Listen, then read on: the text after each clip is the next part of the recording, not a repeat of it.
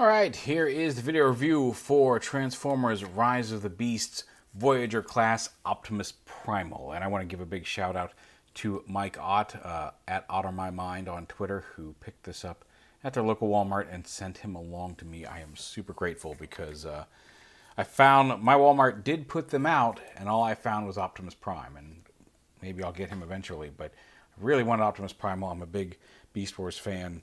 This toy looks fantastic, and as it turns out, is because it's a lot of fun. I'm always amazed at, and I think I've said this in a few of the other reviews, at even with how many different ways they have found to transform a gorilla, primate shaped figure into humanoid, because there's a lot of similarities, and you'd think there doesn't have to be a whole lot of transformation, and they keep finding different ways to do it over and over again, specifically with Optimus Primal, but in some other monkey transformers as well. But even within like the basic, not even like Transmetal or Transmetal 2 or whatever, Optimal Optimus or anything like that, even accounting for just the basic, I'm a gorilla, I'm a robot, Optimus Primal, they keep finding different ways to do it, and it's fantastic. But anyway, here he is as a gorilla. He does have his swords stored on his back. I wish maybe the sword storage didn't have to be quite as obtrusive if you don't have the swords on, because if you take the swords off, it's just a monkey with some giant things jutting out of his back, and I wish maybe they were a little bit slightly more recessed. But then you do have the curve of the sword and the curve of the monkey. They got a really nice gorilla silhouette going on here,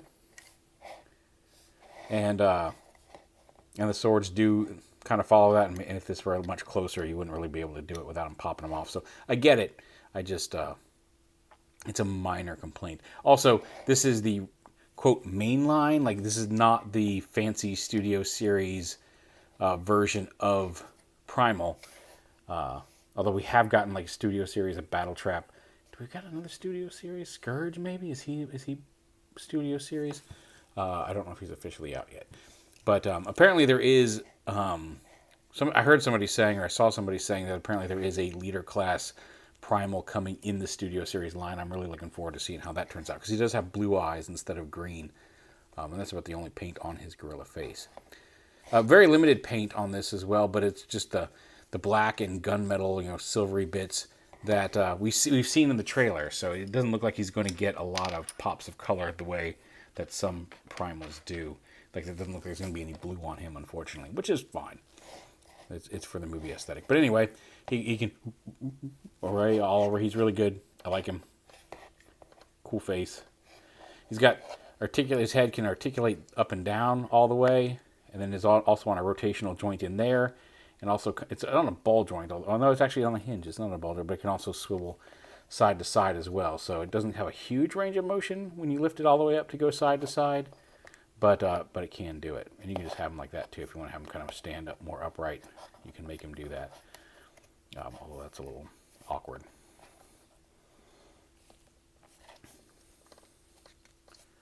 But a good range of motion in the gorilla head. Same with the shoulders. Out and back, bicep swivel, elbow hinge, wrist swivel. The legs, again, you can move them, but if you start moving them too much, you're going to leave this big old gap up here. But you can move them down here. His feet are actually on a little bit of a tilt there. You can see the pin right there. And again, the transformation, like I said, is still different from what we usually get. But you lift up the shoulder pads. They only come up this far, it looks like, and then you can move them right here. I wish there was a little bit more range of motion in the shoulder pad itself. And it's just, looks like it's just this bit right here. If you trimmed some of that, you could probably get it to lift up a little bit more than that, but it only comes up about that far off the body, which is probably accurate to the movie. I just would have liked it. I'm used to Primal shoulder pads coming up just a little bit so they're more straight out. But anyway, minor complaint. Rotate his wrist forward. Lift this flap up.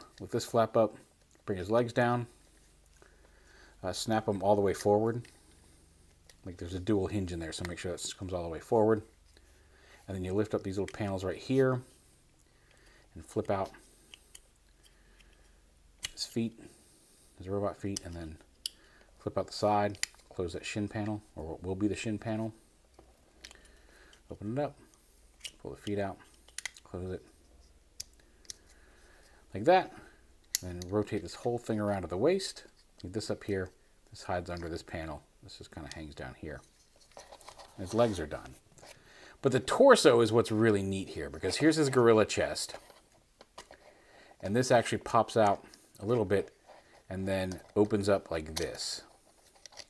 And then his robot mode chest, which is cool because some of his robot mode abs are also part of his monkey abs. But you pull this out, the robot mode chest flips out and slides out on this panel right here. And then you pull this whole center assembly forward, rotate it to reveal the robot head. Make sure the monkey head goes in there like that. Collapse it, and now you fold these up first and clip them together. There he is with his gorilla chest, and then this panel folds up and tabs in over that to give him his robot mode chest. I just think that's really neat, the way that these open up, the way that this panel collapses and expands for transformation is really cool. And again, see with his arms down to the sides, his shoulder pads only come up to there, which is, I feel like they should just come up a little bit higher, that's all. And that flips down. You can keep, if you want, storing the swords on his back. He can also hold them in his hands, obviously. Why else would they give them to him? But it's the kind of curved primal swords. Again, with no color on them. There's no blue, but they look kind of nice.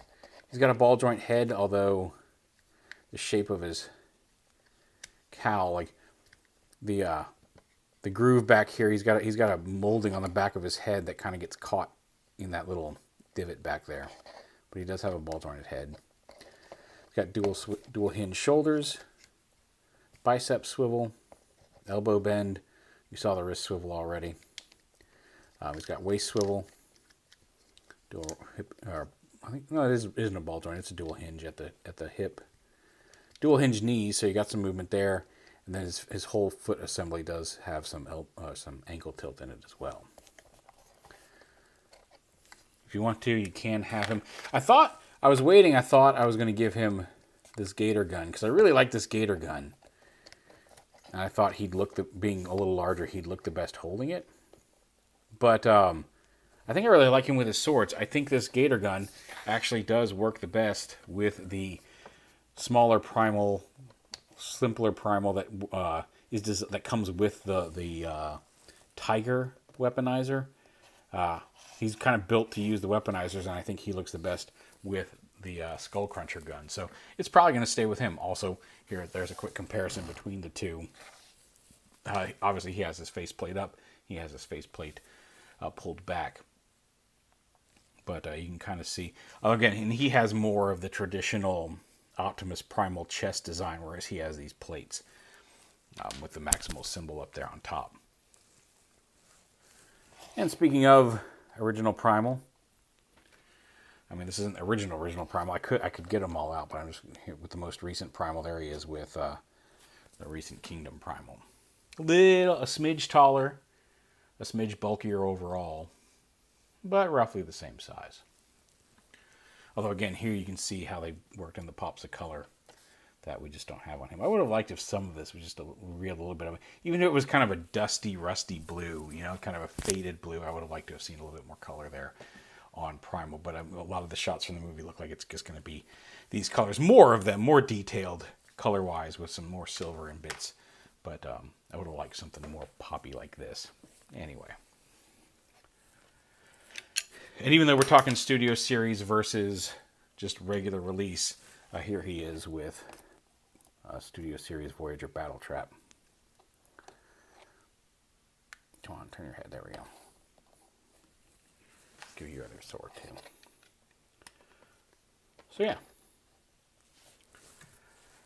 he's super fun. He's currently. Somebody was asking me.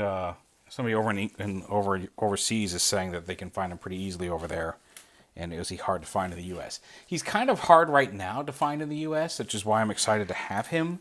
But like I said, my Walmart, one of my local Walmarts, did have a pack of these that they put out. I don't know if there's a street date on the box, or if it's just some Walmarts there in the planogram and they haven't put them out yet, because apparently the case of him and Optimus Prime has been showing up to Walmarts, and it's kind of luck of the draw if if your Walmart puts them out or can find them in the back if you go in and ask. Some people have gone in and gotten him by asking Walmart employees, and they found the box and brought it out.